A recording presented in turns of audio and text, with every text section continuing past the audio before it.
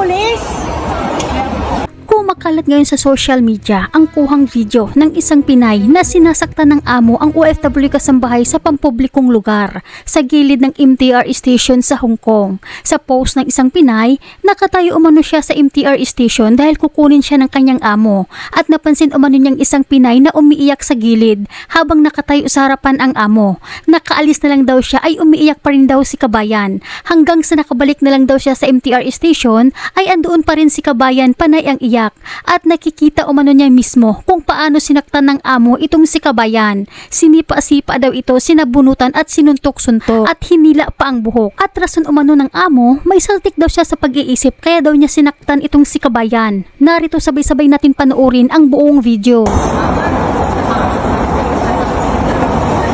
Magkano ka? Tumawag ka na ng pulis? Ganggang, tumawag ka na ng pulis?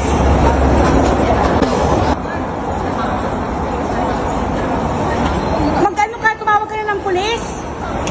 Ganggang, tumawag ka na ng pulis? Hoy! Hoy! Takla!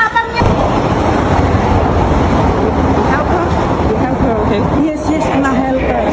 Hi, thank you, madam. Buti pa itong iba nakakaintindi. Ayun ang amo ko, naka-lavender, yun ang amo ko. May something wrong daw siya sa utak, kaya i-interviewin siya eh.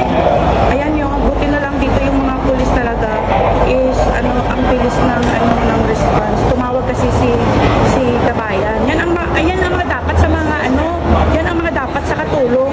Hindi yung paanga-anga, hindi yung iiyak na lang sa gilid. So ayan na siya guys, yung amo, parang normal naman ang itsura niya. Pero grabe guys, oo, may video talaga, kaya may video.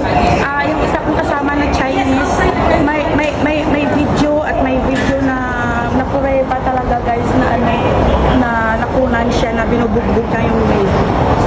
Tingnan mo naman ang itsura niya, parang normal naman. Buti dito guys, ang pulis talaga is bias. Ano bias? Yung fair. Oo, kasi basta mali ka kahit na taga-pupo ka. Pero anyway guys, wala pa rin tayong alam kung ano talaga ang dahilan. Pero ang sabi ng ating kababayan is lagi siyang sinasaktan kahit sa bahay. So mabuti na sa labas sila at nang sinasaktan na siya, nakatawag siya ng pulis. Tama talaga yung iminungkahi ni Senator Raffy Tulfo na iseminar ang mga amo at sasailalim sa medical at neurological exam bago bigyan ng kasambahay para makasigurado na hindi saktan ang mga OFWs gaya nitong ginawa kay kabayan. Baka nagpanggap lang itong amo na may saltik para makalusot at hindi makasuhan.